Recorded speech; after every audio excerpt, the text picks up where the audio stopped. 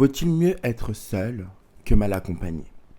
Cette phrase que l'on retrouve un peu partout est une des phrases les plus dures que je n'ai jamais réussi à percuter. Je sais que c'est un peu comme un dogme social.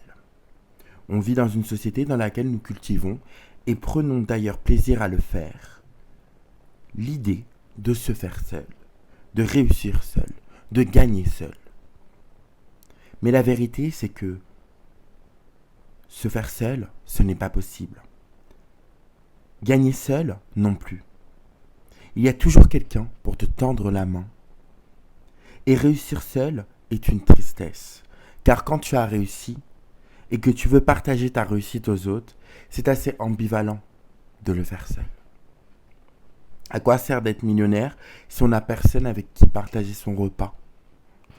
Finalement, il y a-t-il un intérêt à être millionnaire si ce n'est d'être reconnu tel devant les autres? Oui, nous pouvons manger à notre faim sans être millionnaire. Mais dans un sens, je dois bien l'avouer, cette phrase délivre une vérité. Car être mal accompagné, c'est finalement être maltraité, et à ce titre, il vaut mieux être seul, effectivement. Alors, petite note, je vois que quand j'ai écrit ça, je suis parti du principe où je parlais à des personnes qui sont comme moi. Bien sûr, on peut profiter d'une richesse seule, mais en tant qu'être humain, nous avons besoin des relations avec les autres. Je me demande, est-ce que parfois on ne fait pas le choix d'accepter de ne pas bien se faire traiter? Par peur. Quelles sont nos motivations qui nous poussent à nous réveiller un matin et à nous demander si oui ou non nous sommes dans notre bon droit de dire non? Pourquoi, alors même que l'on sait qu'une personne agit mal, on ne dit rien? Comment pouvons-nous parfois courir derrière une personne qui nous a fait tant de mal?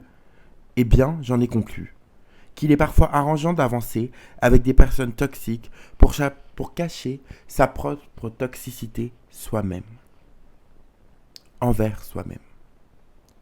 L'amour fait mal parfois, oui. C'est ce qui en fait son charme d'ailleurs. Le secret de l'amour propre, c'est de ne pas se trahir et de se regarder à sa juste valeur, quoi qu'il en coûte, quoi que l'on dise, quoi que l'on pense. Vous me direz, si je suis comme cela, c'est à cause de mon père. C'est à cause de ma mère, et c'est d'ailleurs sûrement vrai. Comment un enfant qui dans l'enfance a reçu des pressions, lorsqu'il exprimait son non, peut-il devenir un adulte affirmé dans le non? Tout simplement en le choisissant. Donc, je sais que j'ai écrit ça parce que je me disais qu'il y a beaucoup de gens qui se disent, qui en fait sans le savoir répètent toujours le même schéma. Comme on leur a pas appris à dire non, on leur a pas appris à consolider leur non, étant donné que petite, quand ils disaient non, on leur disait tu te prends pour qui là? Tu te prends pour qui là? Et donc du coup, il y a des personnes qui ont du mal avec quand je regarde ça film. Il y a des personnes qui ont du mal avec leur propre nom, qui ont du mal à dire non. Il y a des personnes qui ont du mal à dire non eux-mêmes. Et en fait, je me rends compte de plus en plus que on a vraiment besoin de comprendre qu'on peut choisir ce que l'on veut, quand on le veut, qu'on peut toujours choisir un comportement qui nous est pas familier, qui nous est étranger, lorsque l'on en a envie, en fait, tout simplement. Continuons. Et ma vidéo, elle est bancale, là. Putain. Qu'est-ce que c'est ce truc? Ah, comment je fais? Alors. Oui, en vérité, nous sommes nombreux et nombreuses à n'avoir pas été entendus dans l'enfance, dans notre nom. Le nom devient un traumatisme. On dit non à sa mère, à sa sœur ou à son père, et l'on se retrouve seul, sans personne à qui parler, mis en quarantaine, car tu n'avais pas à t'exprimer de la sorte. Bien sûr que cela a des conséquences sur nous-mêmes quand on grandit.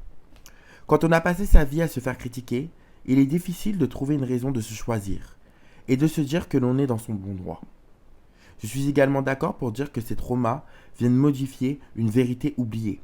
Notre valeur n'a de cesse que lorsque l'on assume la posséder.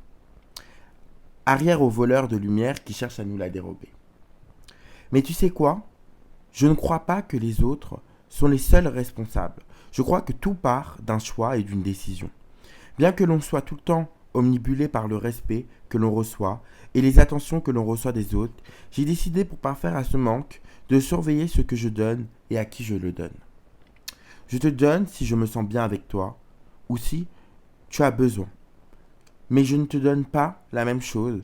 Si tu as besoin, je te donne pour combler ton besoin. Si tu me respectes bien, je te donne en abondance pour te faire part que je me sens bien avec toi.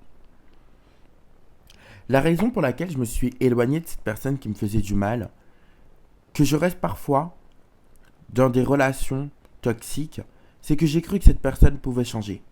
J'ai espéré revoir dans ses yeux la valeur qu'elle m'avait donnée et à laquelle je me suis attaché.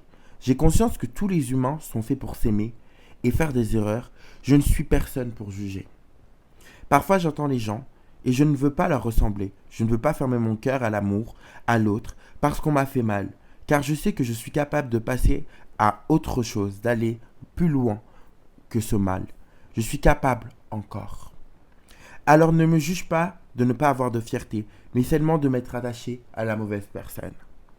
Finalement, l'amour-propre, c'est ce qui nous aide quand on n'en peut plus, quand la coupe a été pleine, quand on sait de source sûre que cette personne n'est pas une bonne personne pour nous. C'est aussi une chance pour la personne de se racheter. En voyant que je la calcule moins, peut-être aura-t-elle l'intelligence de revenir, elle, vers moi. Si elle m'aime, en tout cas, elle le fera. Elle comprendra que c'est ce que j'attends d'elle, pour être sûre qu'elle m'aime et qu'elle a envie d'être avec moi. Et quand elle ne le fait pas, quand cette personne ne revient pas, est-ce que c'est fini ou est-ce que c'est à moi de revenir vers elle encore ? Si j'ai tort, je reviens. Si tu as tort, tu reviens. C'est la règle. Si tu ne reviens pas, c'est que j'ai eu tort de croire en toi. Mais je peux tout de même te remercier car tu viens de me prouver que tu n'es pas la bonne personne. Mon amour-propre est une arme pour démasquer qui me veut et qui ne me veut pas.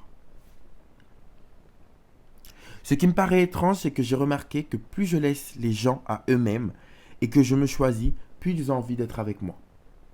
Certaines personnes sont dans des rapports de pouvoir et de domination, tandis que je rêve de rapports simples, mais ce serait hypocrite de dire que cette action ne renforce pas mes sentiments. Parfois, c'est l'idée de la perte, le manque, qui consolide l'amour entre deux êtres. Cette vulnérabilité partagée renforce. Oui, c'est toxique parfois, et alors ? Ça, c'est aussi ce que je me dis quand je ne veux pas laisser partir quelqu'un. Finalement, c'est l'amour qui fait que l'on se sépare ou non d'une personne sans la regretter. Quand dans son cœur, on est persuadé mériter mieux, quand on ne ressent plus rien pour une personne, quand on est épuisé d'avoir tout donné et de ne pas avoir été regardé, de ne pas être regardé, quand on est fatigué de se sentir mal pour quelqu'un, quand tout simplement on a envie de vivre autre chose et que l'on en a l'opportunité, alors il est facile pour nous de se séparer de quelqu'un. La grande difficulté des personnes comme moi, c'est de reconnaître quand l'amour devient folie.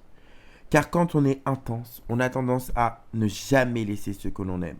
Ô combien cette chose n'est pas bonne pour nous, et c'est parfois l'amour-propre qui vient nous apprendre une règle, qui dit, à partir de maintenant, tu ne t'aimes plus dans la compagnie de quelqu'un, où tu es fatigué en sa présence, où tu ne ressens plus ta valeur, alors c'est qu'il est temps pour toi de partir.